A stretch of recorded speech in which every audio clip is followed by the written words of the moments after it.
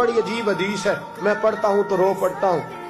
حضور حضرت فاطمہ کو لینے گئے، شادی کے تیسرے دن حضور لینے گئے، میرے محبوب نے آزمانے کے لیے کہا فاطمہ چلے، فاطمہ چلے، یوں ہاتھ باندھ دیے، عرض کی سونیا باپ بھی ہیں آپ، نبی بھی ہیں، میری جرت نہیں انکار کی، لیکن ابا جی آپ کی زبان سے سنا ہے شوہر کی بغیر اجازت نکلنا نہیں، اگر اجازت دے تو علی کا انتظار کر لو۔ عزت والے رسول کی عزت والی بیٹی نے جب کہا نا سونے اجازت دیں تو انتظار کر لو، کریم رسول کی آنکھوں میں آنسو آئے۔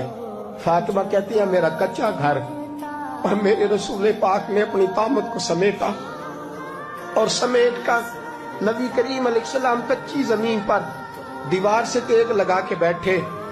آج عجیب ہے، جناب علی بھی دیر سے آئے، پہنچے، حضور کو بیٹھے دیکھا، یوں نظر اٹھی، حضرت علی سے میرے مصطفیٰ نے پوچھا، حضرت علی سے مدینے کے محبوب نے پوچھا کہ علی گر تو اجازت دے تو بیٹی کو لے جاؤں۔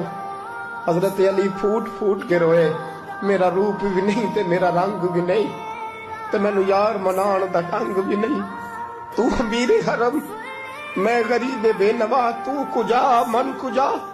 سونیا علی جتنی بھی عزت ہے تیرے قدموں کی برکت سے ہے، حضور میں اجازت دوں؟